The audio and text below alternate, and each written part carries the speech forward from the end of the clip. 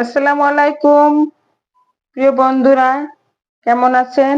আশা করি ভালো আছেন। আমি আল্লাহর রহমতে ভালো আছি। আজকে রান্না করে দেখাবো বেগুনের পেটে চিংড়ি ভুনা। আসুন দেখি কিভাবে তৈরি করা যায়। আমি আগে বেগুনটা এভাবে করে কেটে নিব, মুখটা।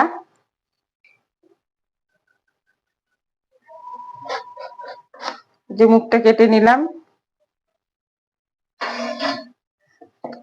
এখন এর ভিতর থেকে আমি এগুলো সব বের করে নিব।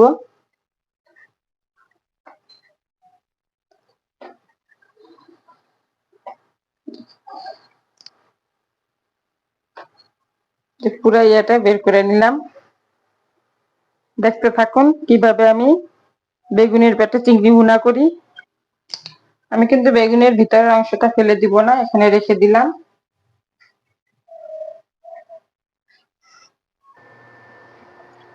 দিয়ে দিলাম সর্ষের তেল।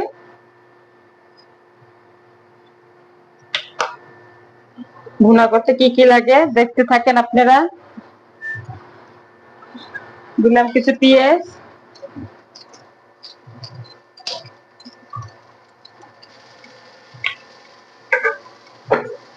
পেঁয়াজ গুলা একটু সেদ্ধ হলে তারপর আমি এখানে যা যা লাগে সেগুলো দিয়ে দিব। আপনারা স্কিপ না করে ভিডিওটা পুরো দেখে নিয়েন কিভাবে বেগুনের পেটে চিংড়ি ভুনা হচ্ছে। হাসিকর একটা কথা। আপনারা হয়তো বলতে পারবেন বেগুনের পেটে আবার চিংড়ি ভুনা কিভাবে হয়। অবাক লাগছে না? আপনাদের দেখিয়ে দিচ্ছি, অবাক লাগার কোনো কথাই আসে না। শুধু দেখতে থাকুন আর ভিডিওটা শেয়ার করে সবাইকে দেখার একটু সুযোগ করে দিয়েন। দিয়ে দিলাম স্বাদ মতো লবণ, দিয়ে দিলাম হলুদের গুঁড়া, দিয়ে দিলাম একটু মরিচের গুঁড়া,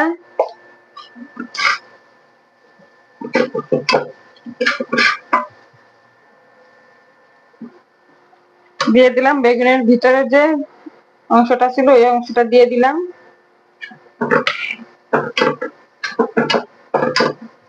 সেদ্ধ হয়ে যাবে, একদম গালিয়ে ফেলবো ভাজতে ভাজতে।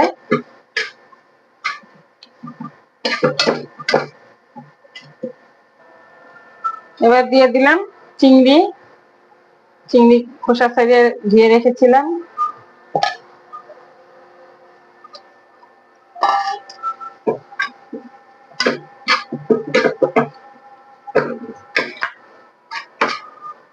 এখন দিয়ে দিলাম কাঁচামরিচ কুচি।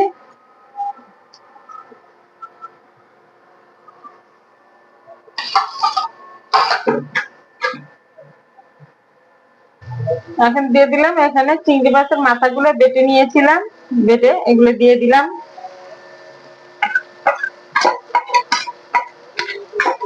চিংড়ি মাছের মাথা আপনারা কি খেয়েছেন কখনো এভাবে বেটে? আমি দিয়ে দিলাম। আমি খাই চিংড়ি মাছের মাথা বেটে এভাবে সবজির ভিতরে দিয়ে খাই, ভুনা করে খাই। কে কে খেয়েছেন চিংড়ি মাছের মাথা এভাবে বেটে ভুনা করে? কমেন্টসে জানাই দিয়েন। এখন লাস্টে আমি দিয়ে দিলাম ধনিয়া পাতা। ধনিয়া পাতাটা একটু নাড়াচাড়া দিয়ে উঠে ফেলবো। তারপরে বেগুনের পেটের ভিতরে চিংড়ি ভুনা দিয়ে দিব। বাস হয়ে যাবে আমার চিংড়ি ভুনা বেগুনের পেটে। এই যে দেখেন বেগুনের পেটে কিভাবে দিচ্ছি চিংড়ি ভুনা।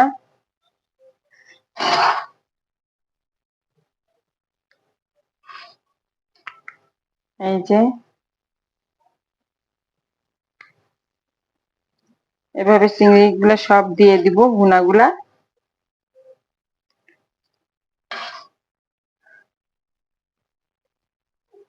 দেখেছেন? এখন এই বোটাটা দিয়ে এভাবে করে দিলাম। এই যে দেখেন, এখন এই যে দেখেন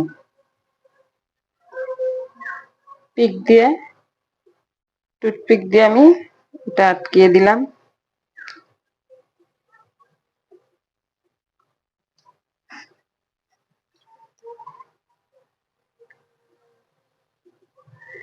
হয়ে গেল। এখন এটা আমি কড়াইতে দিয়ে দিব।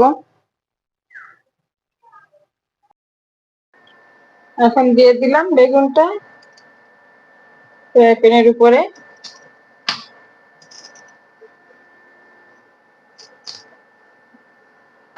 একটু তেল দিয়ে দিলাম, সরষের তেল, যাতে বেগুনটা বেশি পুরা না লাগে, সেদ্ধ হয়ে যায়।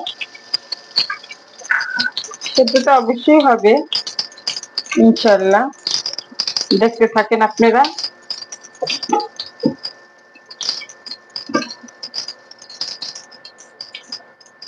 সিদ্ধটা একটা কাঁচামরিচ দিয়ে দিলাম, ভাপ যাতে না বের হয়, এর জন্য তাড়াতাড়ি সিদ্ধ হয়ে যাবে। ফিরছি 10 মিনিট পরে। দেখি 10 মিনিট পর আসলাম। এর ভিতরে আমি কিন্তু একটু উল্টিয়ে দিয়েছি। এই যে দেখেন কত সুন্দর করে হয়ে গেছে আস্ত একটা বেগুন, তার পেটের ভিতরে চিংড়ি মাছের ভুনা। আপনারা এভাবে বাসায় তৈরি করে খেন, সুন্দর একটা জিনিস। একটু দাঁড় করাই দিই, যে এই দেখেন এখন দাঁড় করাই দিলাম বেগুনটা। সব সাইডে ঘুরিয়ে ঘুরিয়ে এইভাবে ভেজে নিব। কত সুন্দর লাগছে না দেখতে বেগুনটা? এই যে ফাইন একটা কালার এসেছে। এবার একটু এইভাবে শুয়াই দিলাম যাতে এই সাইডটা একটু সিদ্ধ হয়ে যায়। হয়ে গেছে প্রায়, আর সময় লাগবে না। তুলে ফেলবো একটু পরে, 2 মিনিট পরে তুলে ফেলবো। হয়ে গেছে আমার বেগুনের পেটে চিংড়ি ভুনা, তুলে ফেললাম।